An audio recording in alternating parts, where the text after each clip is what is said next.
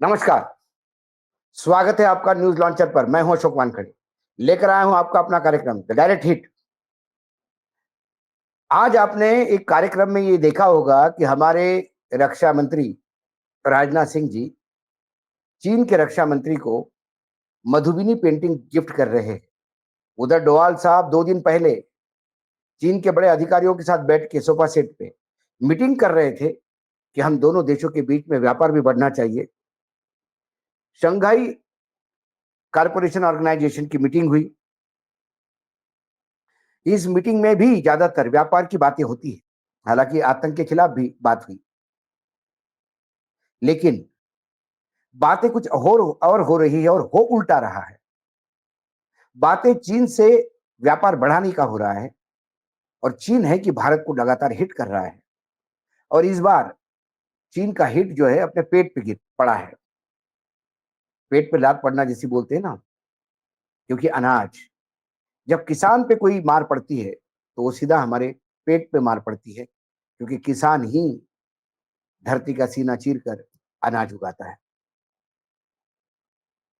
चीन ने भारत की खास तरह की फर्टिलाइजर की सप्लाई रोक दी है, लेकिन कुछ महीनों से डीएपी की कीमतों में भी काफी तेजी आई है। यूरिया के बाद देश में सबसे ज्यादा इसी का यूज होता है। भारत अपनी जरूरत का आधा डीएपी आयात करता है। हालांकि चीन से आयात लगातार घट रहा है। चीन ने रेयर अर्थ मेटल के बाद भारत को स्पेशल फर्टिलाइजर की सप्लाई रोकी है। इसी बीच डाई अमोनिया फॉस्फेट यानी डीएपी की कीमतें में हाल ही में काफी तेजी आई है। इससे किसानों की मुश्किलें बढ़ सकती है और साथ ही सरकार पे भी सब्सिडी का बोझ बढ़ सकता है। जून में इसकी कीमत डीएपी की $800 प्रति टन पहुंच गई, जो हाल ही के महीनों में सबसे ज्यादा है। इंडस्ट्री के मुताबिक भारत ने पिछले साल 46 लाख टन डीएपी का आयात किया था। इसमें चीन की हिस्सेदारी 8.5 लाख टन यानी करीब 18.4% थी। डीएपी की कीमतें बढ़ने से इसे आयात करने वाली कंपनियों का मार्जिन भी प्रभावित हो रहा है। यूरिया के बाद डीएपी भारत में सबसे ज्यादा यूज होने वाला फर्टिलाइजर है। देश में इसकी सालाना खपत 10 से 11 मिलियन टन बताई जा रही है, जिसमें से करीब 5 से 6 मिलियन टन आयात किया जाता है। साथ ही भारत डीएपी में यूज होने वाले फास्फोरस और अमोनिया का भी आयात करता है। एक रिपोर्ट के मुताबिक इंडस्ट्री के जानकारों का कहना है कि आयातित फास्फोरस में प्रति टन $10 की कीमत बढ़ने से जो डीएपी उससे बनता है उसकी कीमत $5 पर टन बढ़ जाती है। चीन से डीएपी के आयात में गिरावट आई है, यह भी उतनी ही बात सच है। 2024 में भारत ने चीन से 22 लाख टन डीएपी की आयात किया था, जो कुल हमारे आयात का करीब करीब 39.2% था। भारत अब पश्चिमी एशियाई खासकर सऊदी अरेबिया से इसका आयात कर रहा है, लेकिन ईरान इजराइल युद्ध और ईरान की स्टेट ऑफ हुर्मुज बंद करने की धमकी ने डीएपी की कीमतों में उछाल देखे गए। जनवरी में इसकी कीमत $633 प्रति टन थी, जो जून में $780 पहुंच गई। अप्रैल के बाद भारत में फिनिश डीएपी की कीमत प्रति टन $100 की तेजी थी। चीन के स्पेशलिटी फर्टिलाइजर, अब ये जो स्पेशलिटी फर्टिलाइजर, ये जो मैं बोल रहा हूँ डायरेक्ट हिट कर रहा है। स्पेशलिटी फर्टिलाइजर की सप्लाई रोकने से किसानों की मुश्किलें बढ़ सकती हैं। भारत सालाना 6 लाख टन स्पेशलिटी फर्टिलाइजर का आयात करता है। इसमें से 80% आयात डायरेक्ट या इनडायरेक्ट चीन से होता है। देश में केवल 10% उत्पादन होता है और बाकी 10% हिस्सा दूसरे देशों से आता है। परंपरागत फर्टिलाइजर की तुलना में इसकी कीमत बहुत ज्यादा है और यह वजह है कि भारत में इसका ग्रोथ रेट ज्यादा नहीं है। 1 किलो परंपरागत फर्टिलाइजर की कीमत जहां 5 से 6 रुपए बैठती है, वहीं 1 किलो स्पेशलाइज्ड फर्टिलाइजर की कीमत 80 से 100 किलो रुपए होती है। इसकी कमी से फलों, सब्जियों और फसल की उत्पादकता, क्वालिटी और किसानों की इनकम पर असर हो सकता है। इसके लिए देश में ही स्पेशलिटी फर्टिलाइजर उत्पादन करने के लिए काम करने की जरूरत है।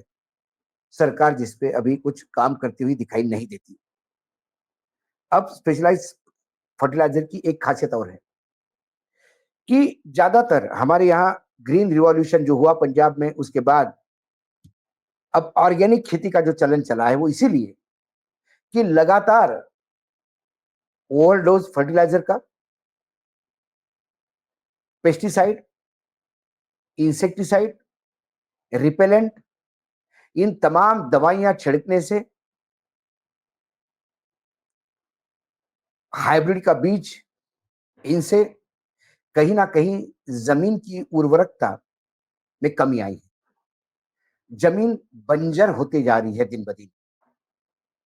लेकिन किसानों पे प्रेशर है कि वो ज्यादा से ज्यादा अनाज उगाए। इस होड़ में फिर इन तमाम चीजों का ज्यादा उपयोग होता है और इसके चलते फिर जमीन और खराब होती है। हमारे यहाँ किसान जमीन की मिट्टी का कार्ड बनाए, वो मिट्टी के अनुसार अनुरूप जो चीज की कमी है उसका उपयोग में लाए। ये तमाम चीजें कर होनी चाहिए, लेकिन ये सब कागज और फाइलों में है। हमारे कृषि मंत्री शिवराज सिंह चौहान बातें बड़ी बड़ी करते हैं, लेकिन यथार्थ के धरातल पे कुछ होता दिखाई नहीं देता। यही कारण है कि दिन ब दिन किसानों की जो प्रॉब्लम्स है वो बढ़ती जा रही है और किसान अपनी जीवन लीलाएं समाप्त कर रहा है।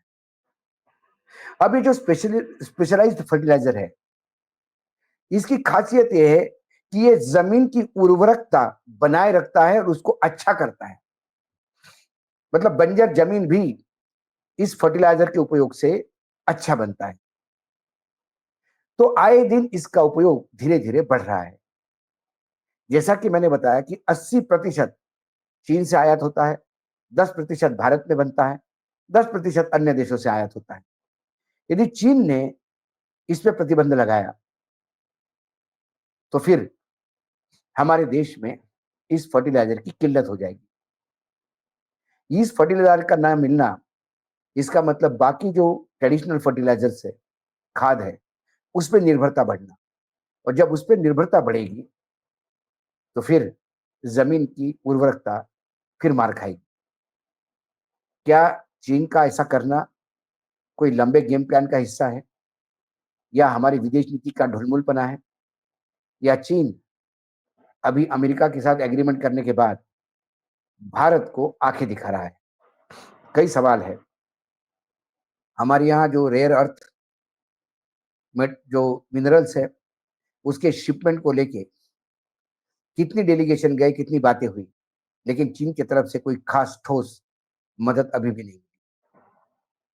ये जो लगातार चीन में जाके बात करते हैं और फोटो यहाँ रिलीज करवा कर उस पर टेलीविजन पर डिस्कशन करवाते हैं कि अब चीन से संबंध सुधर गए, लेकिन जो नए नए कानून चीन बना रहा है, नए नए प्रतिबंध जो भारत पे लगा रहा है, उससे तो लगता है कि संबंध बिगड़े और ज्यादा बिगड़ा है। या ये लोग जाके वहां पे जो बोलते, या चीन जो बोलता है इनके समझ के परे है, या फिर सिर्फ देश को ये बताने के लिए कि हम कुछ कर रहे हैं, ये वहां फोटो खींच के वापस भेजते हैं। क्योंकि किसी भी अकाउंट पे चीन के तरफ से कोई भी रिलैक्सेशन भारत को नहीं मिला। ना हमारे विवादित सीमाओं पे, ना 11 फिंगर जो है जहां गश्त हम करते थे वहां पे, जो नो मैन्स लैंड चीन ने अपने कब्जे में लेके भारत की जमीन को नो मैन्स लैंड बताया, उस मामले में चीन ने मिसाइल रेंजर पेंगोक लेक पर डिप्लॉय किए, उस मामले में। और अब चीन जो हमको निर्यात करता है और जिसके ऊपर हमारी इंडस्ट्रीज और हमारी खेती निर्भरता बढ़ रही है, उसमें भी चीन ने चूड़ी कस दी है। समझ में नहीं आता कि ये डोवाल साहब, ये राजनाथ सिंह जी, ये डेलीगेशन, ये चीन जाके करते क्या है? चाउमीन खा के आते हैं, या चीन के वहां जाके सरेंडर करके आते हैं? क्योंकि भारत का पक्ष लगते तो कम से कम इन तमाम समस्याओं से निजात पाते हैं। पुरानी समस्या का तो हल नहीं मिला, लेकिन ये स्पेशलाइज्ड फर्टिलाइज़र, विशेष खाद की मार भारत पे और पड़ने जा रही है। आज डायरेक्ट हिट में इतना ही। कल फिर आता हूँ किसी विषय के साथ। तब तक के लिए नमस्कार। देखते रहिएगा न्यूज़ लॉन्चर।